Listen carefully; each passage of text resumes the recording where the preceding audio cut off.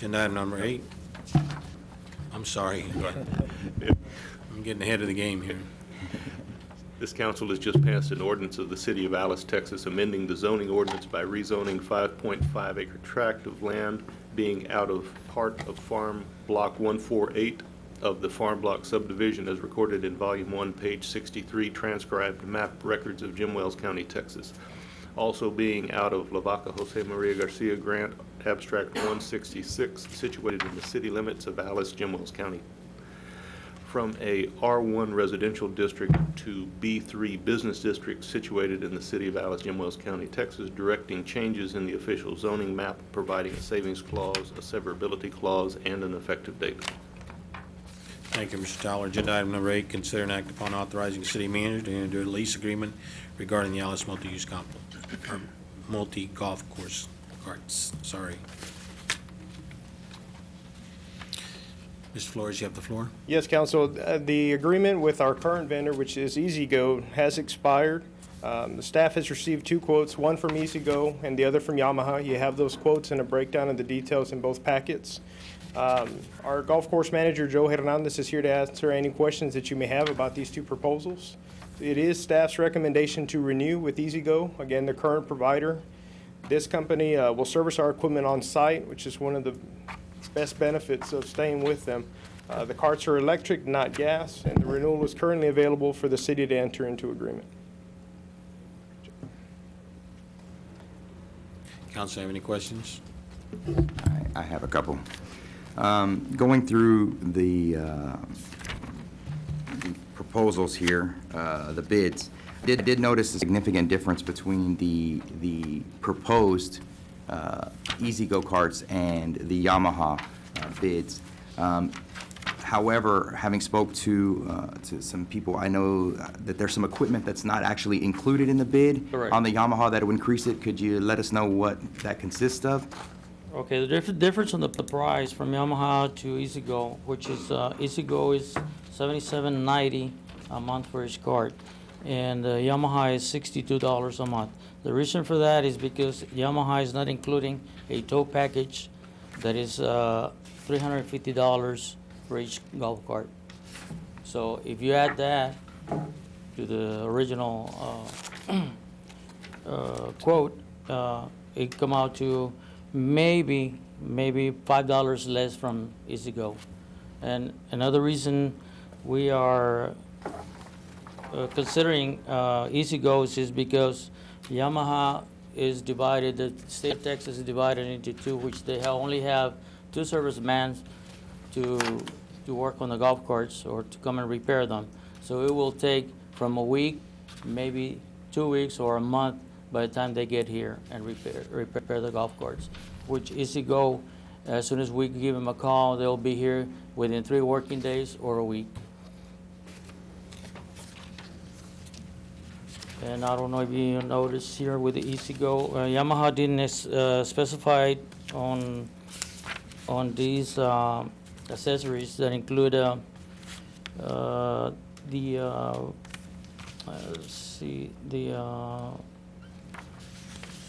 well, actually, they're almost the same, with the exception of the towing package. That's about it.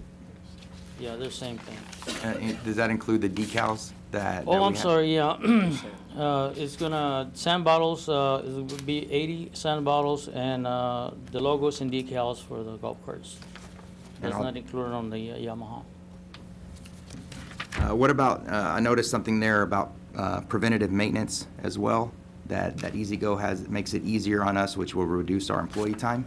Okay, that would be the battery fill system, which that is a system that all you have to do is connect the hose to it, and it'll fill up all the batteries at one time. The other way, you would have to fill each one of them individually. So that'll take more time to. And it sounds Get it done. insignificant, but when you're doing 40 carts every, Yes, sir. It Yeah. will. It Month takes or- almost all day to fill up the batteries individually. and then I guess last question is if we decided to go with this, the minimal savings is what it sounds like it would be, and switch over to Yamaha, would there be a gap in service that you'd be able to provide to the people that actually play golf where they're picking up carts and we don't have dropped off? out at the course? Yes. Okay. So the actual time will, I guess, be disturbed. They'll be able to still have the cards, right? So there won't be no gap? Yeah, no, No gap, no okay. gap, yeah. You're saying that's if we stay with Easy We Go? we stay with Easy Go. If we go with Yamaha, then they'll pick up the golf carts, obviously, and then we have to wait. Sometimes it depends on what the problem is. They might have to pick them up and take them to their location, but sometimes they would work on location here with City of Alice. I was thinking, what was the difference between, going with the gas versus, I guess battery, but I think I just answered my own question. Oh, The- well. The fuel would probably be. Fuel. Yeah. Yeah, okay.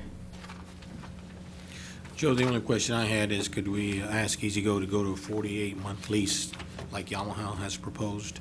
They proposed a 46 months lease, Yamaha proposed a 48 months lease. Yeah, we can ask them to do that. I believe on the last lease agreement that we had, it was 42 months. Mayor, I believe it is a 48, it's a I mean, 2-month.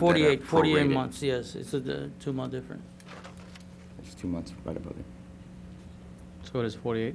Yeah, it's 40, it's 2 months at a discounted rate, and then I guess that's during the duration of the switch, and then 2 month, and then the 46 months at the given rate.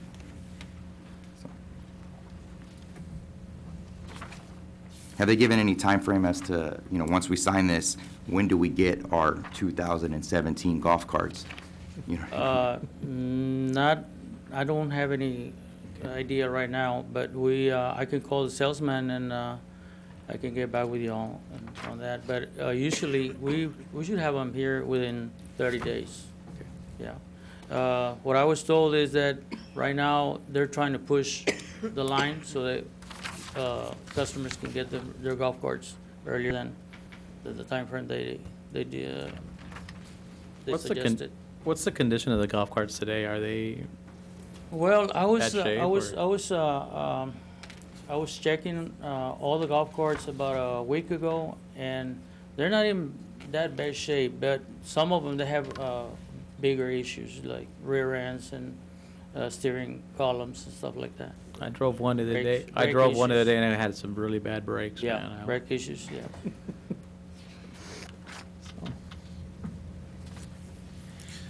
Council, any more questions? If not, I entertain a motion for agenda item number 8.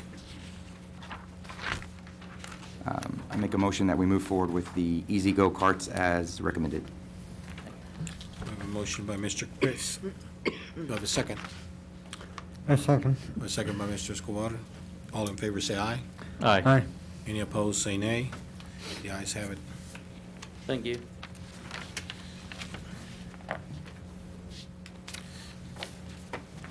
Mr. Flores, if we could, in the public, it's going to be 8 o'clock. We've been here about an hour and a half. We need a short recess.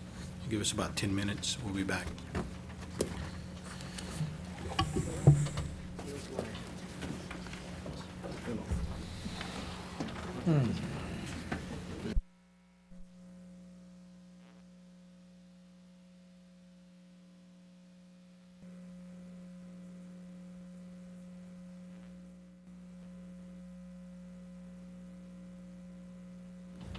On what? Yeah. On agenda item 9, it's 6 and 9 and 7 and 10, I believe. Here he comes. One's a public hearing and then the other's a. The actual vote. It's been discussed already. Yeah. Now we can move forward. I entertain a motion for agenda item number 9. Mayor, I move that we consider the act of the final plat establishing First Home with Care Edition as presented. Second. We have a motion by Mr. Beltran, second by Mr. Burke. All in favor, say aye. Aye. Any opposed, say nay. The ayes have it. Agenda item number 9 passes. Agenda item number 10, consider and act upon the final plat establishing Royal Oaks Estates subdivision Phase 1 being a total of 10.11 acres out of Park Farm Block 140F of the Alice Farm Block subdivision as shown by map recording volume 1, page 83, transcribed by map records, Jim Wills County, Texas, and also out of a 25-acre tract recorded in volume 304, page 49 of the deed records of Jim Wills County. Council- Gentlemen, when completed, this development, it's going to encompass 23.37 acres, with this first phase being the 10.11 acres that we discussed earlier during the rezone. And again, this is the Royal Oak subdivision, Phase 1. There was discussion on that item prior to, on agenda item 7 as well. Council, any questions for Mr. Flores? In fact, again, the only issue, Mr. Flores, was, of course, the infrastructure, but that's Yes, sir. been taken Yeah, care and the of. narrative for the plat, actually, it does state that we do have our infrastructure there for sewage and water. Okay. The through traffic has passed through city engineering? Yes, The it plat? has, yes. And planning and zoning last night had some questions about that too. And the through traffic for the homes will be through Lauda Street.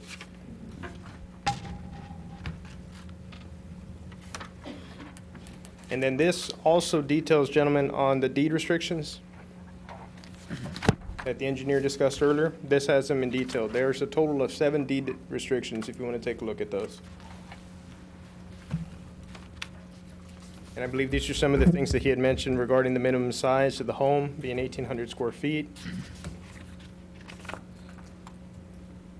And even to the type of build too, in number 2, as you can see there. Number 5, is that a traditional type of deed restriction to have the recreational vehicle or boats to be housed inside of a covered garage or shelter?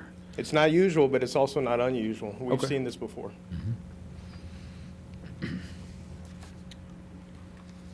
Council, if there's not any more questions, I'd like to entertain a motion for agenda item number 10.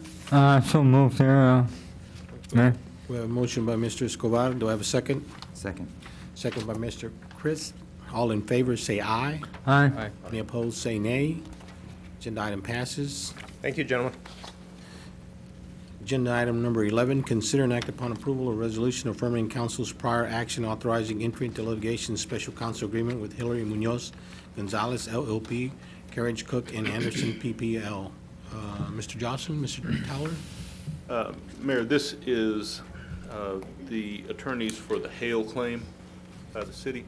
It was approved in May, but there's some different language in here that the comptroller may be requiring for the resolution.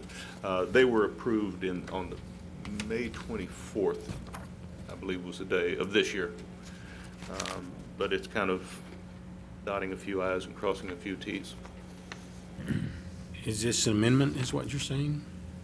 It's a separate resolution. There was a resolution done before, but it was a little bit too general for them. Council, open the floor for questions for Mr. Towler.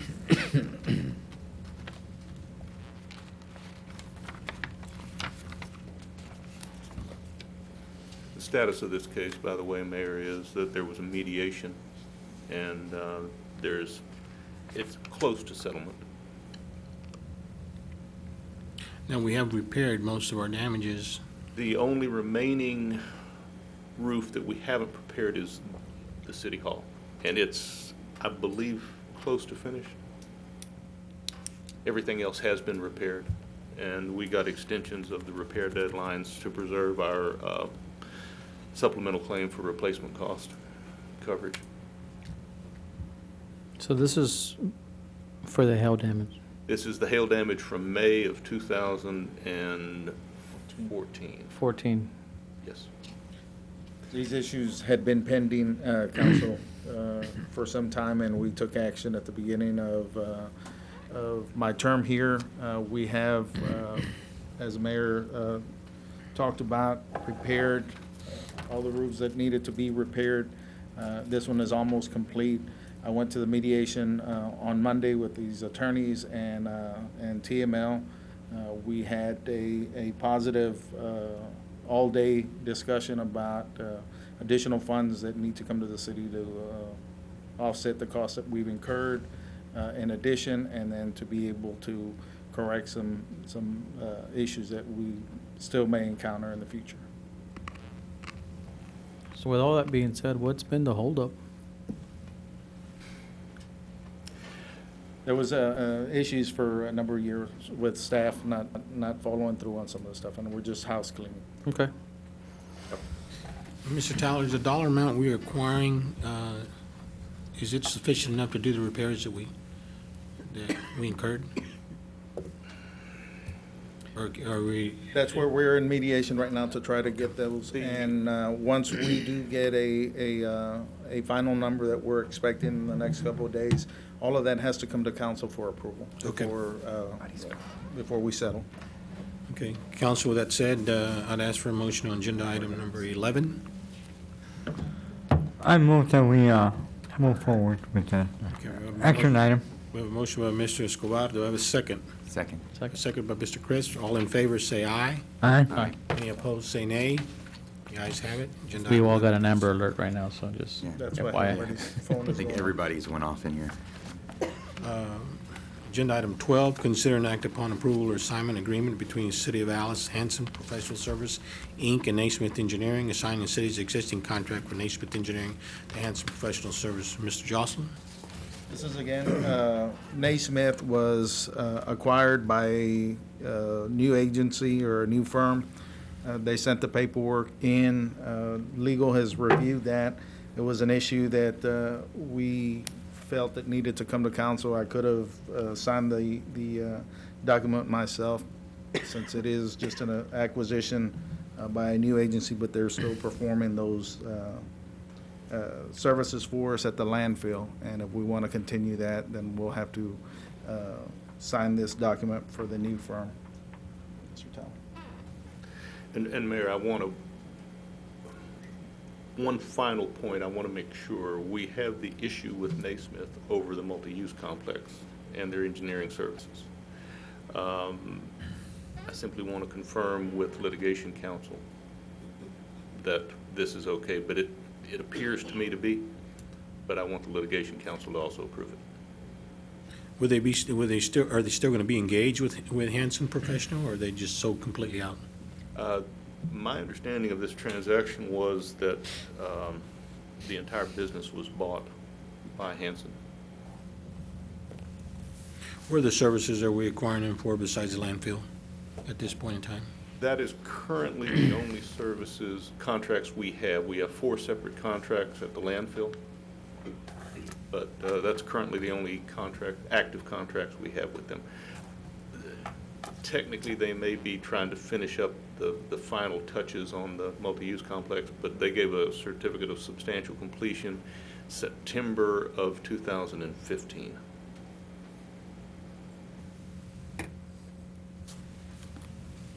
Council, open the floor for questions for Mr. Tyler. So this agency that, have they taken over Naismith? Or is Yes. it, so Naismith won't? They bought the whole business. Yep, they're a bigger firm than Naismith. And the current litigation is still ongoing with the parties that were in place before, or has it shifted over to this? We have not joined Naismith yet. I suspect that will happen in the near future. That's the reasoning for you wanting litigation to? That's the reason I want them to approve this also. Council, any more questions for Mr. Tyler? If not, I'll entertain a motion for agenda item number 12. Mayor, I move that we consider the approval, signing the agreements between Alice and Hanson Professional Services and Naismith Construction. We have a motion by Mr. Beltran. Do I have a second? A second. Second by Mr. Escobar. All in favor, say aye. Aye. Any opposed, say nay. The ayes have it. Agenda item 12 passes. Agenda item 13, here's status report October 2016 month-ending financial statement summaries for funds. Mr. Jocelyn, Ms. Torres? Good evening, Mayor and Council. You were given the month-end financials for October 31st, 2016. I thought I would start by just going fund by fund. So we'll start with the general fund. For the month of October, the general fund recorded $178,202, in revenue. The reason for this is the reason it looks so low is the taxes. I wanted to explain, cash was received in October, but it was accrued back to fiscal year 2016 because those taxes were earned in fiscal year 2016. So there was sales tax and property taxes that were received, but we moved that revenue to last fiscal year. And I just wanted to remind y'all, when I presented the September financials, I had mentioned, we had one more month of sales tax to receive that would be recorded in fiscal year 2017. I'm sorry, in 16. The $220 that you do see on taxes was an occupational tax for alcoholic beverages for local businesses. So that was the revenue. Next, the expenses. So for the month of October, if you divide 100% by 12, you'll get 8.33%. So that is what they should have expended in their budget. There was a few that were over the 8.33%. One of them was City Council's department. They expended 9.24% of their budget. The one item that caused this was the travel expense. It caused it to go slightly over. The budget for the year on travel was $2,500, and to date, $1,163 has been expensed. Another department that was over was general service. And this was due to the city paying Texas Municipal League, which is our insurance for property and liability coverage. General funds allocation for the insurance was $144,739, and this is a once-a-year payment. So we've paid it in October. That'll be it for the year. Finance was also over budget at 12.47%, and this was also due to a once-a-year payment, but to Excella, which is our software, our accounting software. The neighborhood facility also was over budget at 11.5%. The payments in October that caused this to go over were the electric and gas bill. Interfund transfers was also over at 9.3%. The two transfers that were done for the month was $4,166 for the golf course, and that was budgeted, and then $7,061 was transferred to the Benefits Trust Fund to cover a few vacancies. So because most of the revenue received in October had to be recorded in fiscal year 2016, and big payments were made, like to TML for the year in general fund for the month of October, it does show a loss of $807,270. Do we have any questions on general fund? Just for perspective, what, do you have the amount that was actually allocated back? For October, it was $478,000. Oh, I don't have the exact amount, I'm sorry. That's fine. And we actually already did receive the payment in November, but that will also get coded to last fiscal year. It was for the September sales tax, and that one was at $436,854.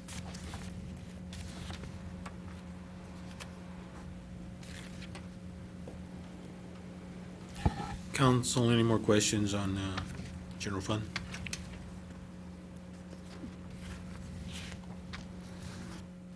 The only question I have is, Mr. Jocelyn's, what plans do we have in place to overcome the deficiency? Well, oh, sorry.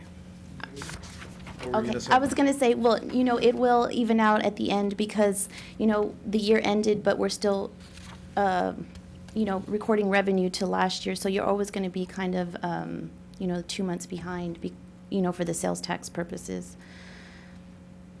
I just thought I'd mention that. And that's what happens, Mayor, as we start our year and we start closing out the previous year, we've got to make those transfers.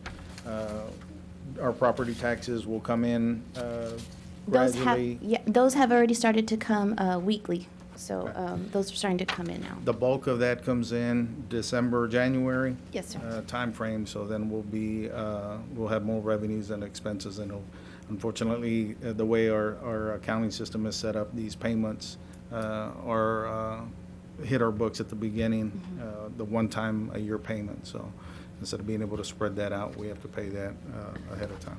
But we're, on your point, Mayor, this is something that we're going to continue to do like we We guaranteed the council our monthly reports would be coming, and by January, we should have a pretty good idea of where we are and what we're tracking at that point. But we do meet as a finance department on a weekly basis to monitor any significant expenses, why they're occurring, and what we're going to do about that. So basically, it operates, the majority of our revenue operates 2 months in the rears. So you're always 2 months behind before we have a finalized number from the sales tax coming in. On the sales Sales tax, tax, yes, yes. sir. Right. Okay.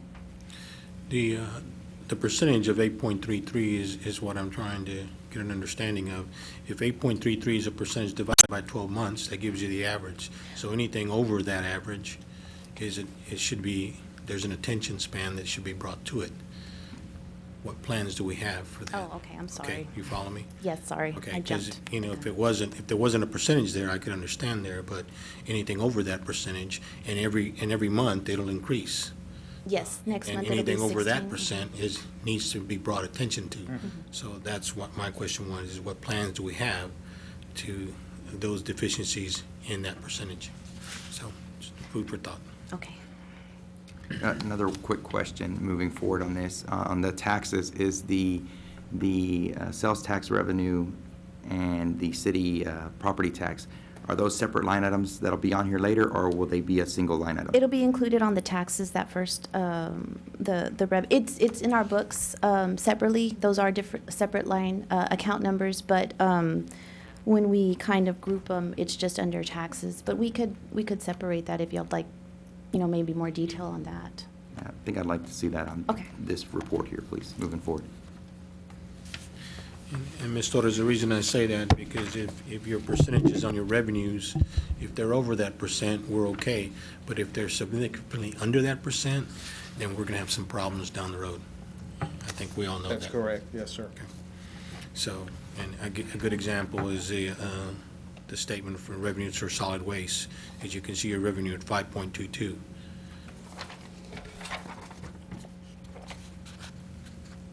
Yes. And I know you don't take percentages to the bank, you take dollars to the bank, but percentages is what Yes, you sir. base your findings on. Would you like for me to start with solid waste?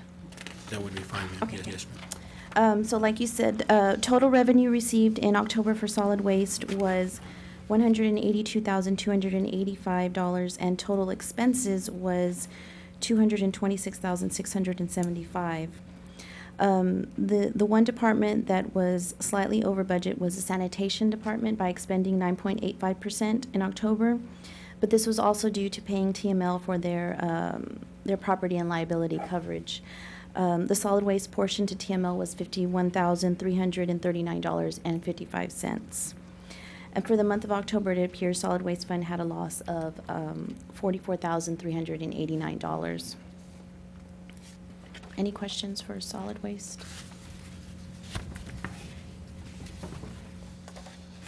Council, any questions on solid waste? If not, we'll move to utility enterprise. Okay.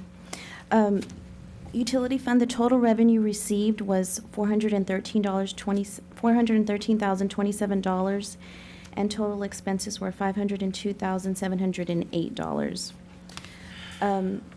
Utility billing expense 9.49% of their budget. The item that made them go over was also a payment to Excella, which is our software. And it's software that is our accounting, utility billing, permits, things of that nature, so it's split between the usage. And like I mentioned with finance, it's a once-a-year payment. The payment for utility billing was $12,069.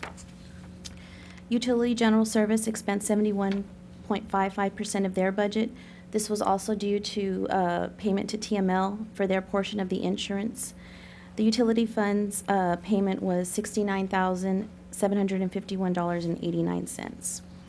So for the month of October, it appears that utility fund had a loss of $89,682. Any questions for utility fund?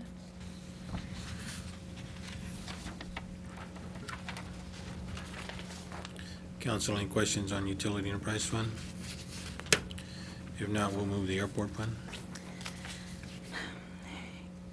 Airport revenue received was $615, and the expenses for the month were $10,987. The loss for the airport fund was $10,372.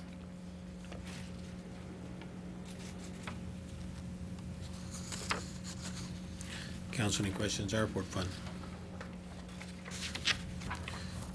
Now we'll move to golf course fund. Okay. The golf course received $34,267 in revenue and expensed $36,519.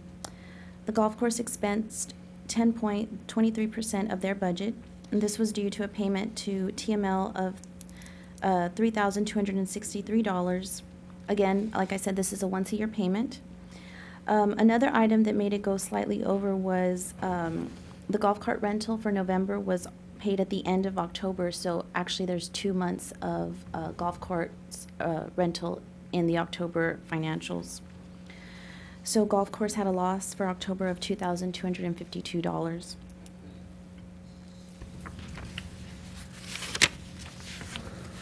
Move to the multi-use complex operation.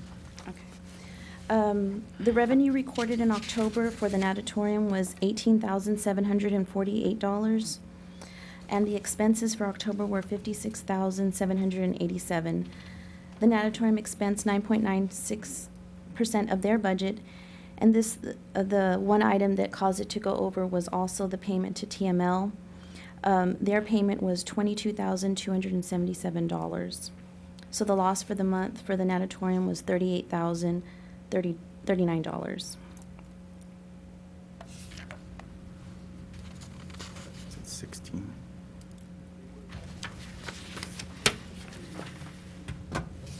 Any questions on the multi-use complex? Yeah, that coming up. We'll move to the tax fund, hotel tax fund. The revenue that was received in October was $24,143, and the expenses for the month were $17,047.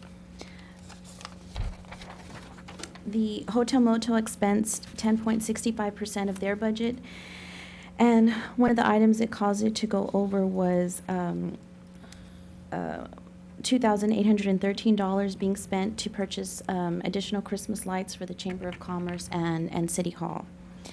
So for the month of October, the hotel motel tax fund had an excess of revenue over expenditures of $7,096.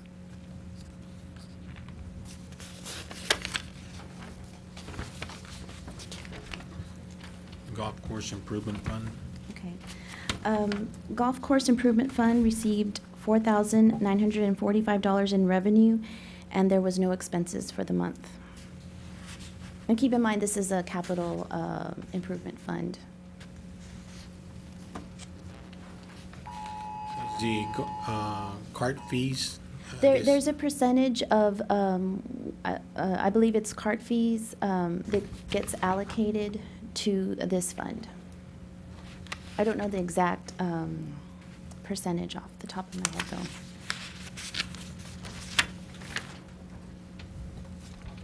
though. Debt service fund.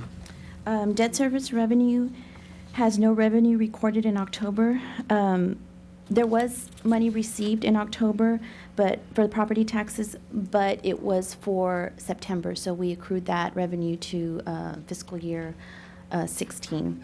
And the only expenses that were paid was for agents' fees to Wells Fargo. What were the fees to Wells Fargo? There was 2 for $400. Is the explanation of what those Oh, I'm sorry. actually are? The agent's fees, I'm sorry, are the fees that we pay for, like Wells Fargo that had the bonds, and they're the agents. So we pay them to take care of the bonds and things of that nature. So essentially, they're supposed to actually make us money as well? That I don't know. I'm not sure about that.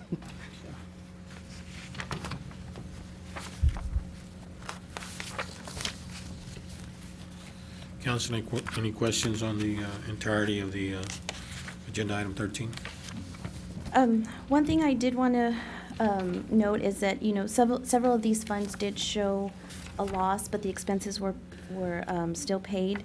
And, what helps is that they're all in the same bank account. So there's, it's all one checking account, but, each of these funds are accounted for separately on our books, but they're all in the same checking account. So this is where the fund balance kind of helps for that time where we haven't received, like the property tax money or things of that nature. I just wanted to mention that. Mr. Jocelyn, looking at the shortfall in each entity, we may want to look at the budget. Did we set a realistic budget?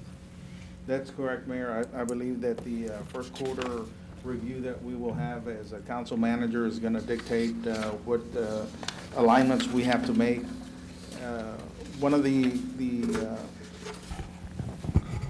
issues that we face as a municipality is when we do receive those revenues. So we're looking at, even though it's a loss on these, we know that by historical, our taxes will come in December, January. We know that our sales tax, we're 2 months behind, so we can't start recording those till we get that in place to offset that. And then we've got trends within, say, the natatorium, when's the largest use of that facility to be able to generate those funds. And even though we have expenses that we incur monthly, when is the revenue coming at that point is another source. Maybe the golf deal. One of the good things that you made mention, sir, is something that I'm gonna have to monitor more is our landfill usage. Why is there a trend there that I'm not aware of? And I'll visit with our director or manager of the landfill to say, when is the heaviest time that you've got? Maybe summertime is when we get most of the additional. We know that our trash is being picked up daily, and that's a constant, but what other uses do we have, and when, what month do those come in? So I'll make sure that I look at that.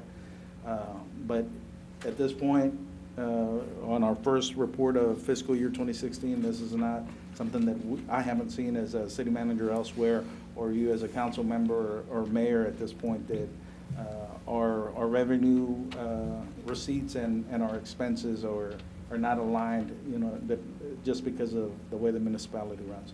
We will for sure, the first quarter, have a realistic snapshot of where we are on sales tax collections up to that point. How our property, which is one of the concerns that we've had, is how our property tax collections at that time with the change in our tax rate, and if we're gonna really be able to realize a 98%, or is it gonna be less and adjust accordingly. I wanna make sure that the citizens know that you yourself is a constant in my ear of where are the cuts, additional cuts, or how are we going to transition money from other places to where we need it to be able to provide the essential services. And we will continue to do that. I think it'd be a good rule of thumb. This year, I think we're a little bit over 95% collection rate. 90% would be a good number. 90%. One thing I want to make mention, sir, is Ms. Vanessa does an excellent job. She's got a bad headache today. Sorry. And she had to take some medication, but, we monitor her. She's doing an excellent job, and she'll continue to do that. Although she presents to the council because she knows how her format is, we work constantly on a daily basis with the entire finance group to be able to compile these reports in a manner that'll be suitable to you as a council and more realistic for our citizens to be able to review it themselves and understand it. So we'll continue to do that. Thank you, ma'am. Agenda item number 14, here a presentation from Vanessa Torres, Finance Department Accounting Manager, and Joshua Flores, Community Development Director, on their evaluation of financial data to determine continued operability status on the Alice Multi-Use Center after having taken into consideration investment, profit margin, fees, memberships, sponsorships, special events, private usage bookings, community supports, marketability, and present information on December 2016 council meeting with recommendation for council consideration as to the quality of life improvements, sustainability, potential seasonal or other closing scenarios for the Alice Multi-Use Center. Mr. Flores, you have the floor. Thank you, Mayor. Gentlemen, in your packets, you should have some financial statements that were prepared by Vanessa and the finance team. They split last fiscal year of 2015 and also 2016. We'll start with 2015 when you're ready.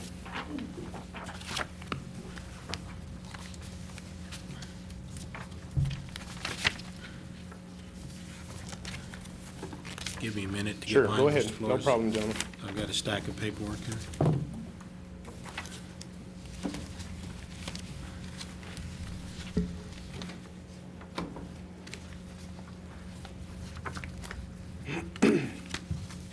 Mr. Leandro, Yes, he is.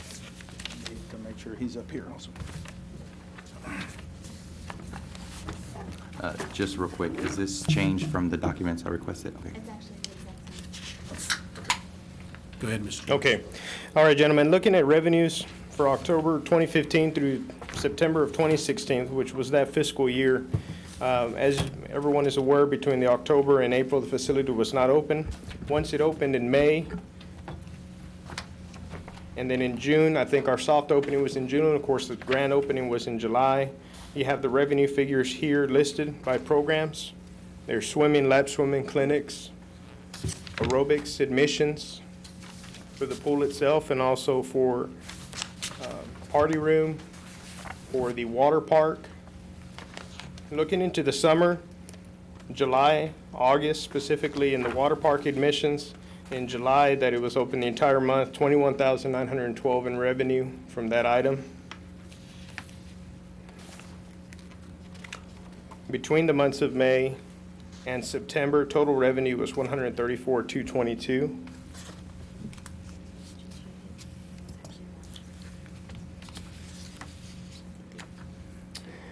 Yes, gentlemen, as Vanessa just pointed out to me, the 6950 in the water park that you're going to see, it's actually coded to recreation swim for September 16. That was the 6,950. That was at the time where the promotion, the $6 for the water park. I think in the register, they use the.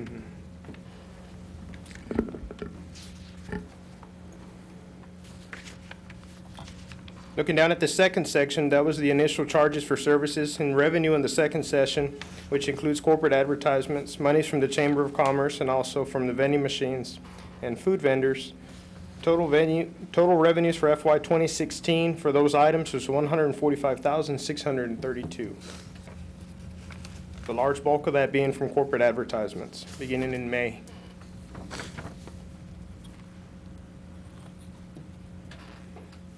That added for a total revenue between that time period for 279,853.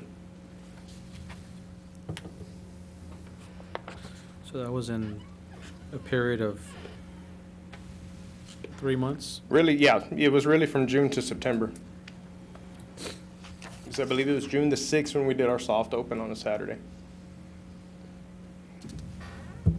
I know that some of the corporate sponsorships were lifetime sponsorships. And this may be jumping the gun in question-wise, but is there any idea moving forward, because obviously we won't get those dollars again, ever, of what we could see as those corporate sponsorships? Is there any idea moving forward? Yes, actually, Councilman, one idea is the exact area we just looked at earlier, that we were talking about having entertainment and concerts and other events in that spot, is to have corporate sponsorships along that fence line too. Just like you would see at Whataburger Field or the Concrete Street Amphitheater, you have the corporate sponsors listed along the fencing. So it'd be along those lines as well. So that's one idea. And we also have current opportunities for sponsorships within the natatorium as well. Mr. Flores, on memberships, you can see June it was 16,000 and it dropped to 4,400 and then 955 and then back up to 1,420. How are we operating on memberships? Well, I know for sure in June, the reason it was so high is because we did have a bulk of them pay the membership for the entire year. So that's why it started out at 16,464. And then I'm not too sure. I'd have to look back at my records to see why it's been going down. Well, you know, but I know that's the main reason for the high amount in June. membership options are annual, monthly? Yes, annual, Quarterly. monthly. Mhm.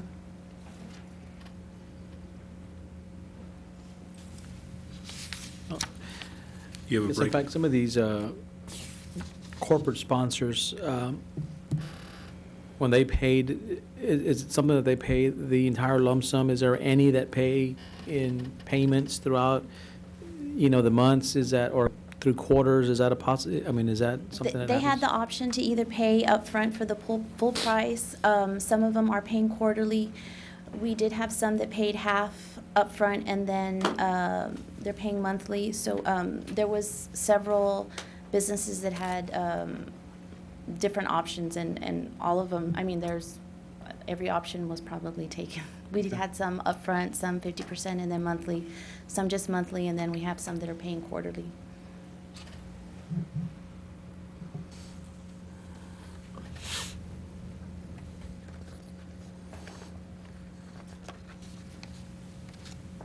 And for the record, this is the only department that operates at this capacity that is being subsidized or by the private citizens themselves. Is that correct? Or do we have any other? Well, Councilman, you can kind of say too, the golf course, because they, part of the fee, the mayor asked what percentage, well, the dollar amount of the fee that goes to the golf course improvement fund, which is a capital fund, is $3 per person that goes in their pay. So in a way, yes, there too, but yes, most significantly here, this is a unique brand all in itself. Which is my point on memberships, Mrs. Torres, if you could bring that information to our next Okay. council meeting to see where we're at on memberships. Because that is a significant difference from 16.5 to almost 1,000. I have a question historically on this. When this thing was first proposed and brought forward, it might be unfair to pull it now, but what was the total revenue that was, I want to say promised or projected or forecasted? What was the numbers that were being given to council? I don't have that in front of me, but there were all sorts of reports brought to us saying this is what you can anticipate receiving. How far off are we? That's why I'm trying to put it in perspective here. A lot of times what happened when we gave those proposals and stuff, it was based on a year round, because it's very hard to do a month by month because it up and down fluctuates. So the numbers we gave were for pretty much a year's, worth of swim lessons, parties, everything else. We've only been at it for a little bit, 5 months, so we'd have to go into a, prorated type of thing, so we'd have to get all those numbers, look at them, prorate them as to how much we projected, how much we've made. And the other thing would have to be a busy cycle, because a lot of times what we're looking at now is probably the slowest part, because the people get involved, kids get involved with school activities, everything else. So our biggest major, opportunity is from May through August. And we only saw 1 month of that, which was in July and part of August.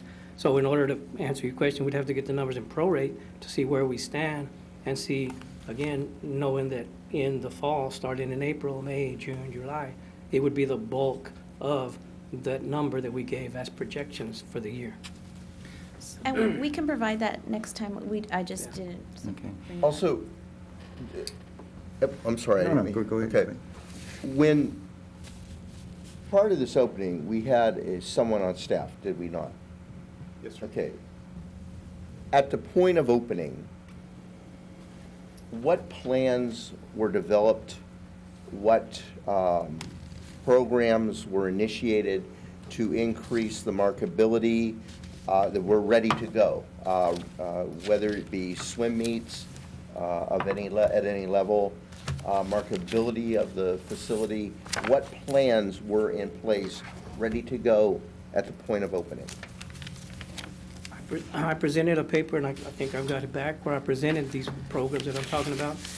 When I presented it, it showed programs that could be done with the current staff, which was myself at the time, which would have been swim team practice, swim lessons at a moderate pace, without a big number, things like that. Then it went on to programs that would need 2 or 3 employees, which would be parties or anything else that would require more lifeguards. And then we also had another another type of program that would need 5 to 6 lifeguards, because that would be full opening to the public, where we would need a bigger amount of employees. So when I presented the paper, when I presented the thing, it was broken into 3 types of programs. Programs I could do at the time when we first opened it, programs that we would need additional employees to be hired, which would have taken the time to get that, and then the employees, another section, what would have been to be fully staffed, where we could open up the water park and the natatorium with enough and adequate supervision of lifeguards. So it was at that, that was the plan that we had as far as employees, if that's the question that you're asking, as to how many we're gonna need it. We could start off with some programs right away, some we couldn't because we needed more staffing. So that was presented, and that's what kind of went by. Well, I also recall a lot of mentioning of swim meets at the regional level, state level, national level. Where are we on that? We got on the UIL calendar for the high school swim meets. We did 2. We have another swim meet scheduled in March for the junior high program, which is a UIL program. All the other big events aren't just granted by asking for them. You have to bid for them. There's one in Exactly. February. There's one in February, a meeting to the Parks and Rec Board that we can go and see if we can bid on the Taft Summer Regional Swim Meet, which would be a big amount, 600-700 swimmers. That one it's kind of like a bid process. They go by towns. It's been held in Victoria last year. The year before it was in Corpus Christi. Maybe we're in line to get it here because we never had it here. The last time we hosted these meets was back when we had the Southside Pool and we were in Region 2, which was from the valley through Victoria. So those big meets like that have to be bid on. They're not something that you can just call up somebody and say, hey, can you come to our swim meet? There is. Didn't you join something too to get in Yeah, the the, rotation? Or yeah, that's the it? Texas Parks, to be a member of the Texas Parks and Recreation, we became a member city, so we could bid on that.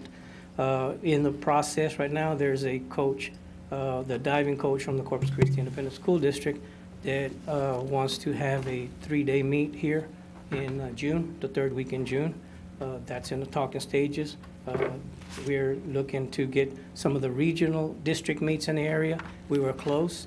In fact, I had thought that we were going to get it, but when they got together and the athletic directors voted, they said we were shy a couple of votes. That would have been the 29 6A district swim meet. That would have included some teams from Laredo, San Antonio, one from Del Rio. Maybe next year we'll get it. It's something we got to bid on. So those things are in the process. We're also invitational meets that I mentioned at the very beginning, where we could invite teams and have our own swim meets, kind of like invitational.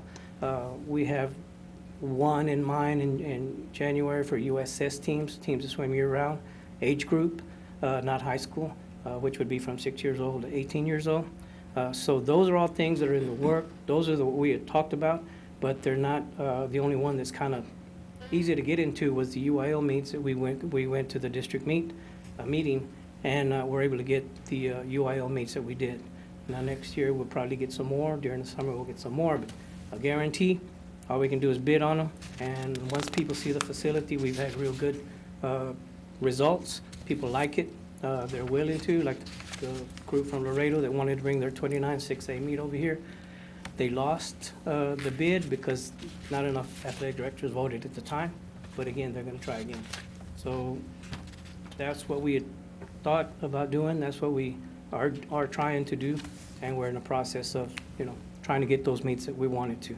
National level, state level, there's a state meet that they do in the summer, but it requires a little bit larger facility than we have, not inside the facility, but around our parking and other things like that. Mr. Flores, we can move on, please. Yes, sir. Going into expenses for that fiscal year of 2016, gentlemen, of course, this did have the salaries between the months of October of 2015 till the opening in June, along with the benefits that went with that.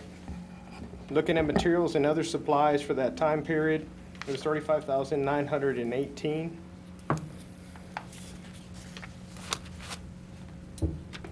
That includes office supplies, repair and maintenance supplies, chemicals, which was a large item.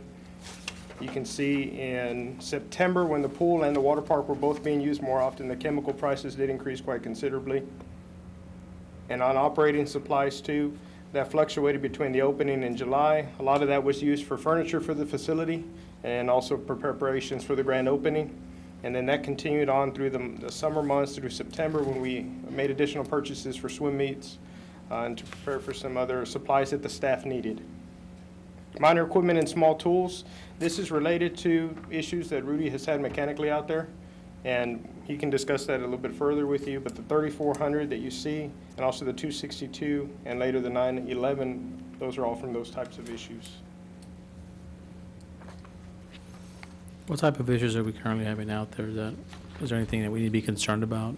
Or is it just, Nothing major. We have one pump that we're having a discussion between the manufacturer of the panel, where controls the thing, the motor itself, and the breaker system, where we have the breaker. It keeps tripping the breaker, one of the pumps that turns on one of the slides.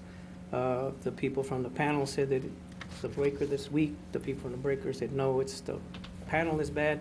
So we're in discussion now as to how we're gonna do that. I kind of waited till the season was over so we could, get doing it, because we could get it to work every now and then. But now we're gonna decide how, maybe they have to come out here, or one of the manufacturers saying we'll maybe take it off and send it, and they'll redo the whole thing, repair it, refurbish it just like, new, and send it back. So those are the things that we're gonna, discuss to see which would be the best way of handling it. That's our only really big issue. Everything else is, been pretty much resolved. At one time, we had to put in one of the expenses where we had to put a shutdown switch on the water park at the slide, because it's something that's a safety feature that wasn't included. And we had to go and install it, about $4,300 item. We had to do that. I guess due to the nature of the, of the newness of the building, for us to be having, I guess, a mechanical, that's a big issue. Is that in our warranty? I'm sure we've looked into that, and. When I looked into the warranty issues, I've got some that, some of the minor ones are like 2-year warranties, 3-year warranties. A lot of where we're getting it now, because we didn't use the facility and the warranty date started on date of purchase. It wasn't on when we started using it.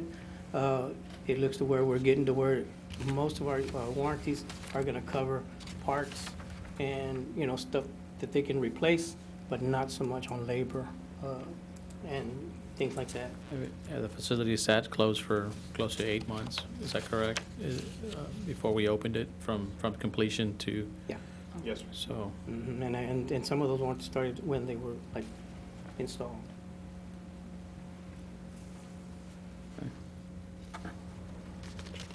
Mr. Flores, if you could go to total expenses, please. Sure. I was just going to make the comment, Mayor, if you don't mind, on the gas and electricity. That's quite significant. That facility, the water is completely heated through gas. So that would lead to those costs that you're seeing there, and especially the more use, the more gas that'll be used. And we're anticipating a winter hit as well on that. Going down to total expenses, gentlemen, for that fiscal year, $401,692. In excess of revenues over expenditure. Yeah, expenditures was actually negative $121,839 for that fiscal year.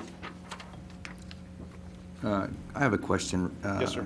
This kind of, precedes most everybody, but was it ever actually forecast to make a profit? I'm talking about from conception, at the time of opening, because I know Anderson Park never made a profit, and it was a pool. So that's what I'm trying to figure out. Was it ever going to make a profit? Or did we kind of foresee that the city would have to fund it to a degree the same way we fund the golf course? Councilman, I can speak to when I came on board, I spoke to professionals who run these natatoriums. In the Valley specifically, we have a very good relationship with the folks who run the FARA natatorium. And in practice, in general, in doing market studies, these facilities of these types typically don't generate a profit.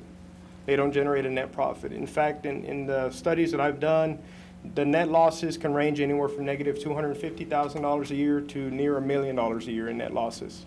The average is about $500,000 a year net loss. I'd like to see some of those studies that Sure. that you've had your hands on, please. And then moving into the next fiscal year, FY 2017, Vanessa covered that earlier in her report, gentlemen, when she mentioned October. The revenues versus expenses, it was negative $33,329, primarily a result of the $22,277 for the insurance for the fiscal year. And also, are we setting any money aside for emergency situations? Like, what kind of Well, emergency? these things have, you know, in the research I've done, these things age fast. And things, breakdowns, mechanical problems, and cities have got themselves in a real bind because they didn't have money set aside for emergency situations. And then they had to go back to the voters, they had to go back to the taxpayer general fund. I don't want to see us in that. All we have really is just what's in the budget. What we could do maybe is how, the golf course has a part of their, one of the fees gets allocated as a improvement fund. So that may be something that, council may want to do, where a part of maybe the admissions or something, a part of that does go to an improvement fund that'll be reserved only for capital for the natatorium. I mean, that's an option. Because historically, 15, 20 years, they're starting from scratch. It's outdated, they got to start all over. That time goes fast. On the expenses portion, we did carry the natatorium for 7 months, which totaled, it's $253,000 of the $401,000. So regardless of whether it's closed or open, you have M&O that has to be looked at. And based on these numbers, you carried that M&O of $253,000 by 3 months. Yes, Mayor, when it wasn't in operation, the natatorium averaged total expenses anywhere, an average again, between $15,000 to $20,000 per month of expenses. And expected moving forward, operating open, I'm sure that there's a loss there too, but what is your projected loss also? I mean, is it greater or less than what it is when it was closed? Opening for the budget that was just recently passed is at a projected loss of $365,000, if I'm not mistaken. But I guess when I went back and did my math over the months that it was open, I saw a much smaller deficit, Sure, right? yes. Okay. Yes, and as it was open, it did fantastic, and during the summer months, it was wonderful, and the water park generated considerable revenue, and parties was also a large source of revenue for us as well. We may want to look at extending the hours during these month periods, because you can still use it right now. I mean, it's 80 degrees out there. Yeah, I noticed when we walked out that I guess I had got the word that the water park is already closed. Yeah. Is there reasoning behind that? I mean, I know that it's going to be minimal use, but, I mean, we're spending money to keep it closed too.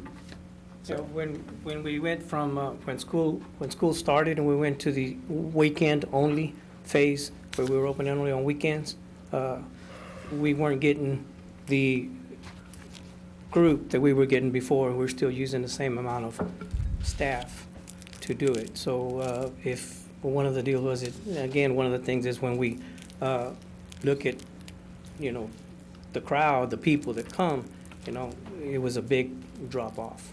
And so it was based on that we saw we were probably gonna not make even as much as we were making in the weekends and before that we made the decision.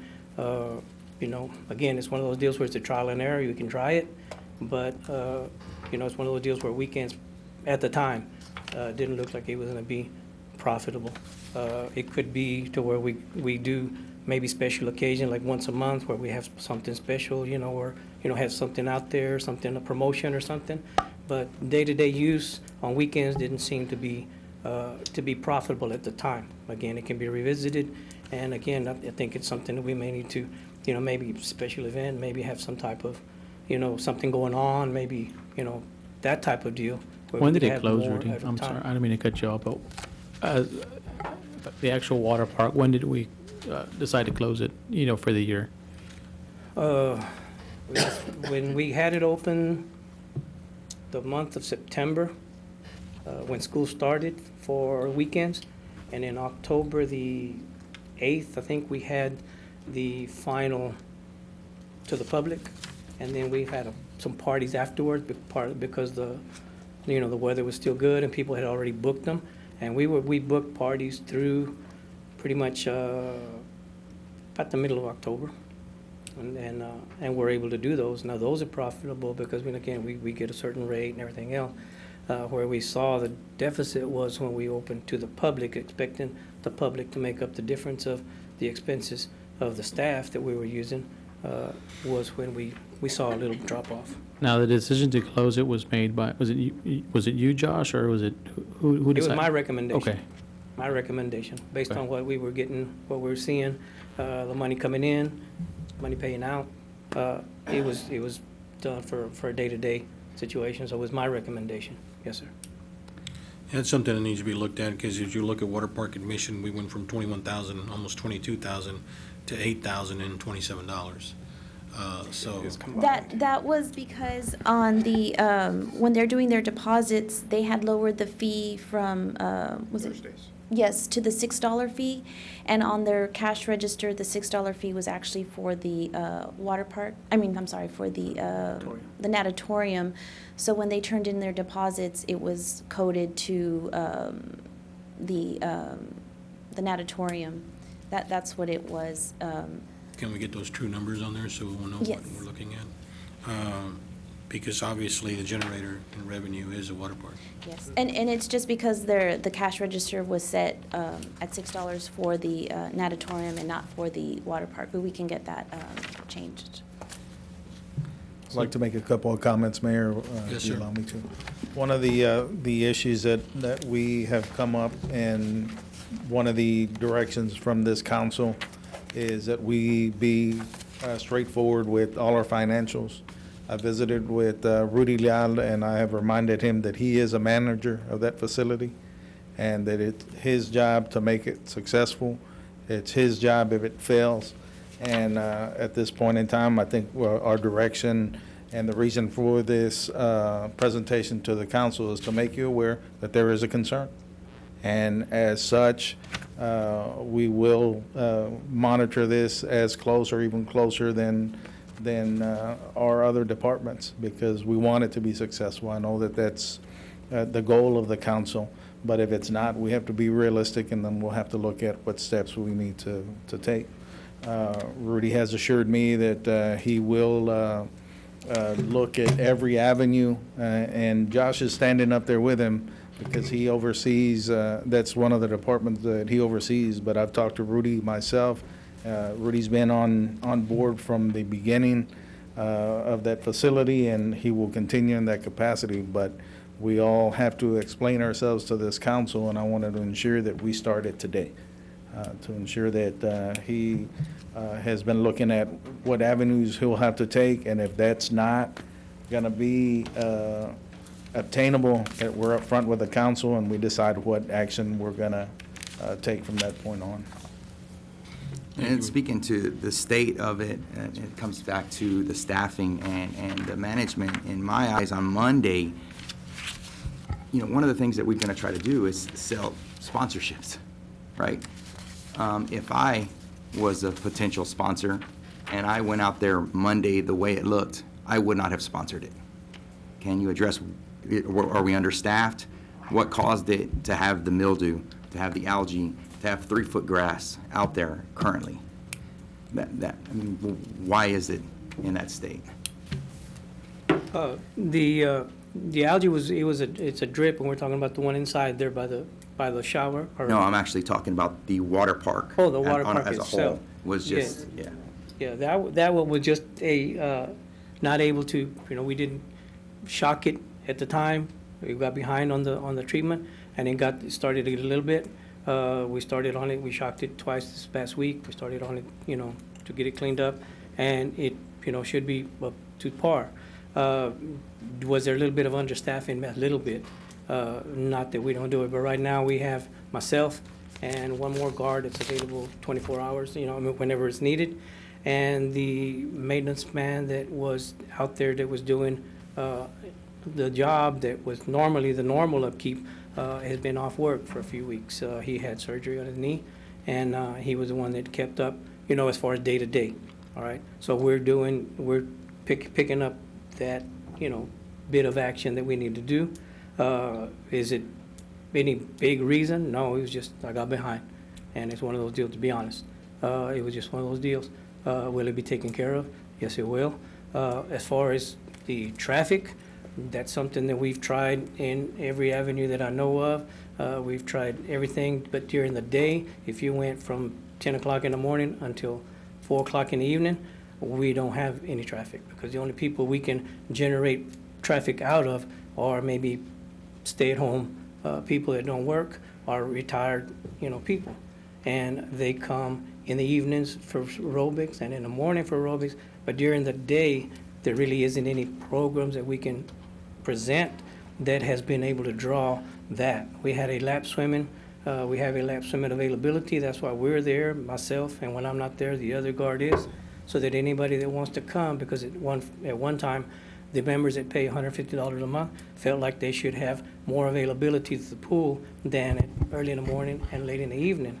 So Rudy, that was one of the- if I can interrupt, I Yes, know sir. it's getting kind of late and we need to move on. Okay. I think those are staffing issues that we need to deal with. I think that's important that you and Mr. Flores take care of that.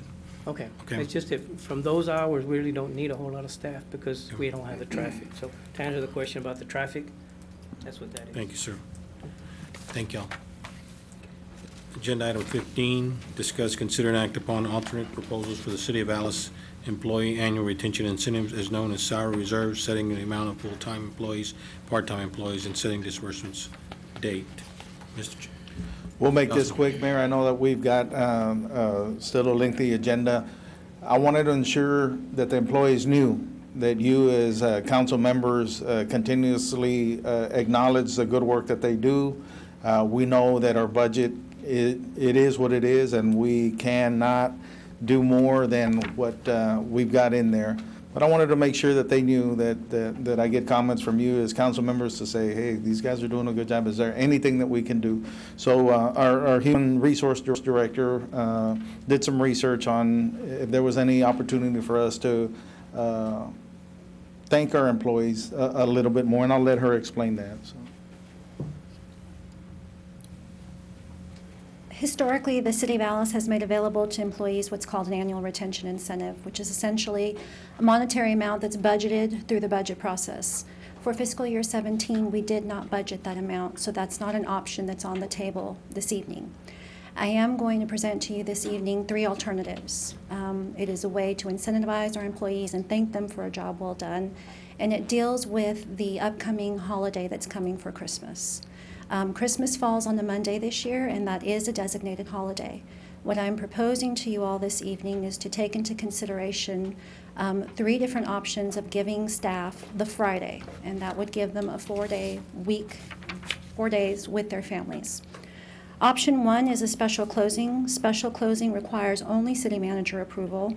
Essential services run that day, and essentially you have a skeleton crew on staff. Those individuals who are working that day do not receive any additional compensation.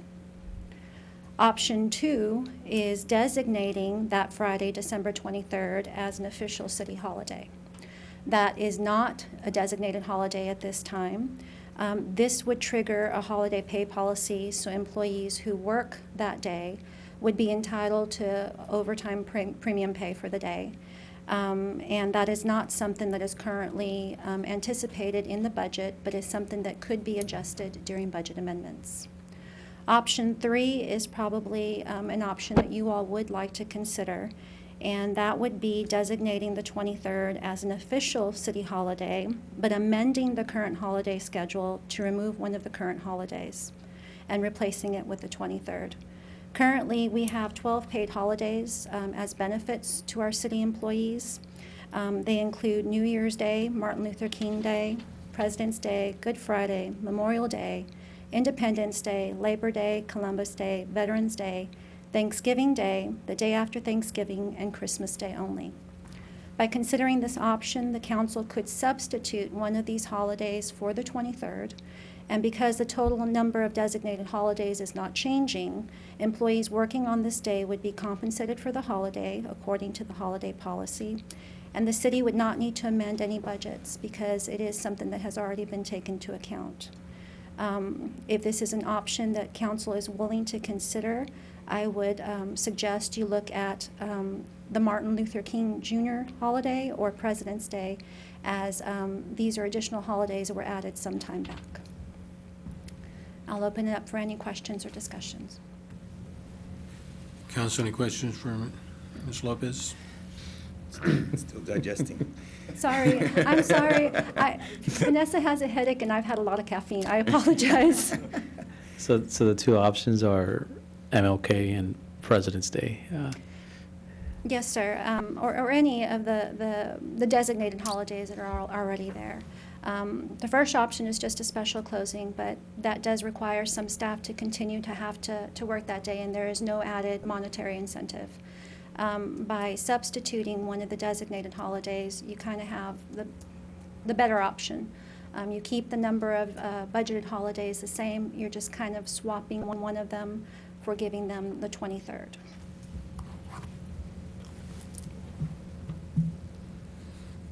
I would have recommended Columbus Day or Veterans Day. However, because our budget begins in October, those two holidays have since passed. Well, the way things, lay out, I don't have an issue with a substitution. I think that's probably the best alternative out of the three. I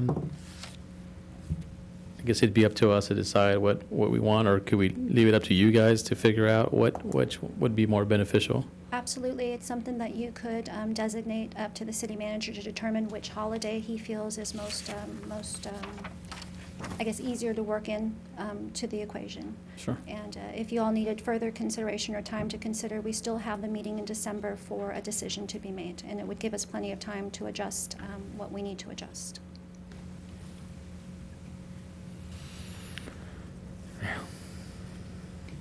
Council open for discussion. I have no problem with substitution. And I think you can all decide on it, as far as I'm concerned. Okay. Why don't we do this? Why don't we, I'll make a motion to approve a substitution. I think we're all in favor of that. And bring it back to council in December and so that we can approve Which day? whatever day you guys have. Very So good. That also give the employees The time. out there a chance to plan their holidays now that they'll have an Yes, sir. extra day. Yes, So sir. as opposed to tabling it and deciding next month. So Sure. I agree. Okay, we have a motion on the floor by Mr. Bertrand to consider an alternate proposal for Yes, sir, switching an alternate holidays. proposal to the retention Do I have a second? incentive. Second. A second by Mr. Crisp. All in favor, say aye. Aye. Any opposed, say nay.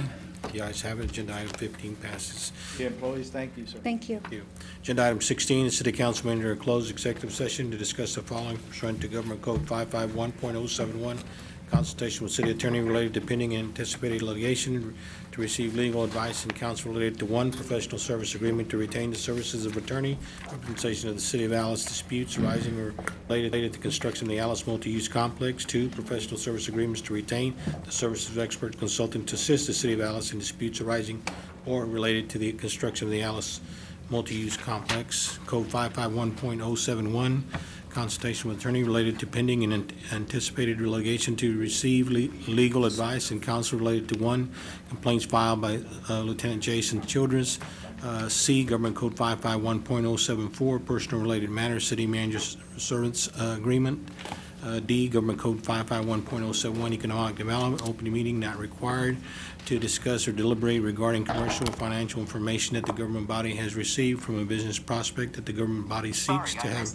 location, stay, or expand in the near territory of the government body in which the government body has conducted economic development negotiations, or to deliberate the offer of financial or other incentives to business prospects described by subdivision herein discussed. Commercial or financial information from prospects the city seeks to have located, stay, or expand in the city or Alice, or the creation of retention of jobs. E, Government Code 551.074, personal related matters, Government Code 551.071, consultation with attorney, city attorney position, public office position, deliberate and discuss city attorney evaluation, alternatives, duties, dismissal, actions, processes, selection, appointments related to service agreements and/or contractual employments with the city of Alice. We are in executive session.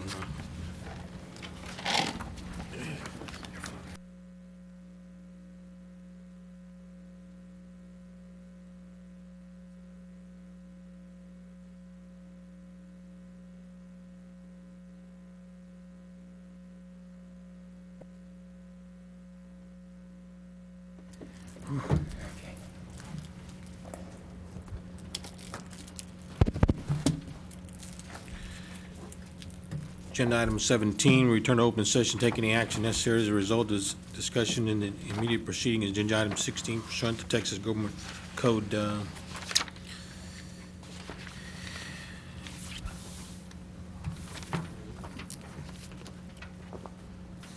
A1. No To action. receive legal advice and counsel related to professional service agreement, retain the service of attorney to represent the city of Alice disputes arising out of related in construction at this multi-use complex. No action on that, information only. 2, professional service agreement to retain the service of the expert consultants to assist city of Alice in disputes arising out of or related to the construction of Alice multi-use complex. No action on that, information only.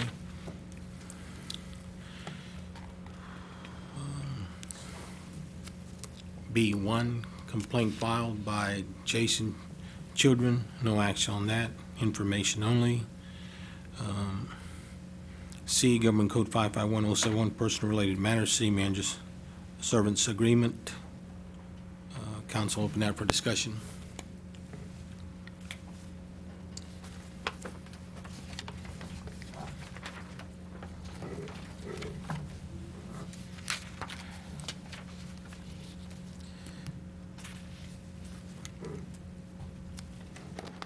I think we all know that this is a contract agreement for our city manager, and basically have to make a decision of what we want to do, how we want to compensate. There's a, of course, annual base, and then value, and then the personal vacation, sick days. So we need to make a decision on what direction, we want to go in.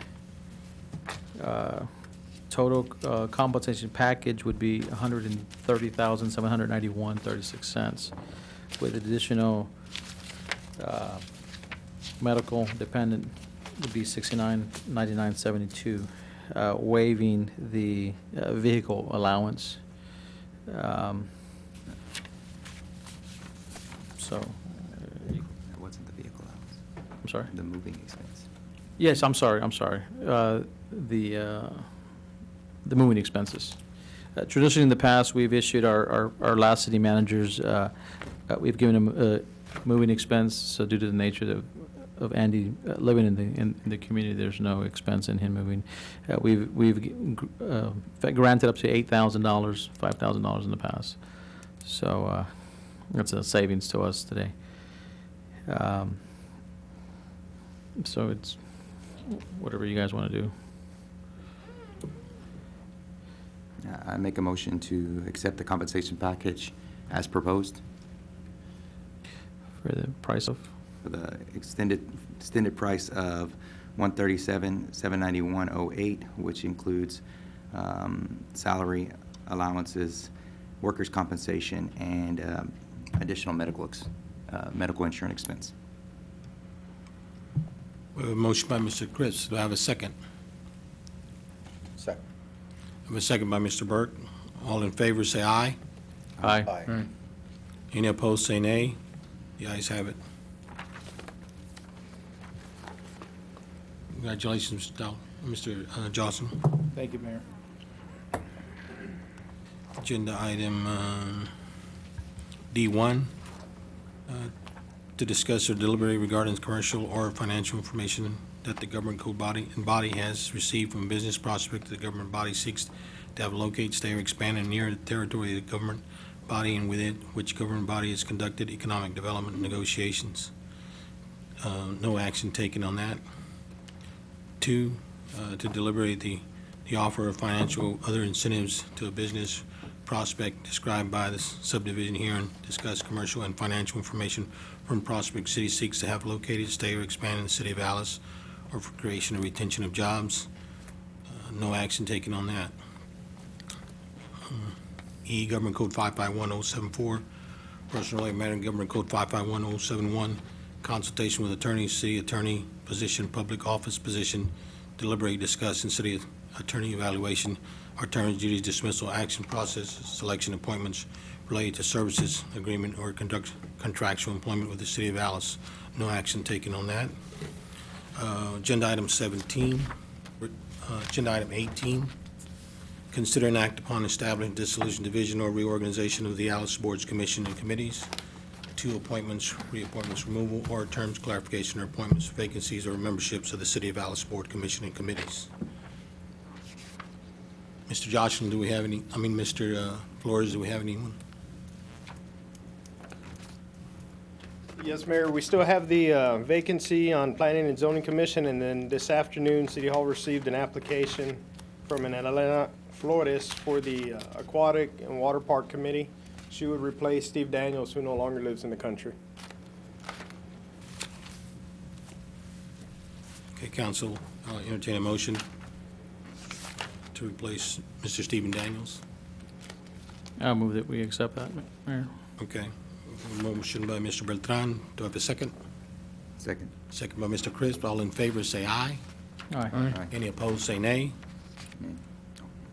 Agenda item 18 passes. Agenda item 19, adjourn or consider an act of adjournment. I need a motion to adjourn, please. I so move. I have a motion by Mr. Escobar. Do I have a second? Second. Second by Mr. Crisp. All in favor, say aye. What's that? Aye. Any opposed, say nay. Motion taken. What's that? Thank you very much. Have a good evening. I had an appointment to make, so. You zoomed right through this whole thing. I'm sorry. Well, we'll do it next time. Sorry about that.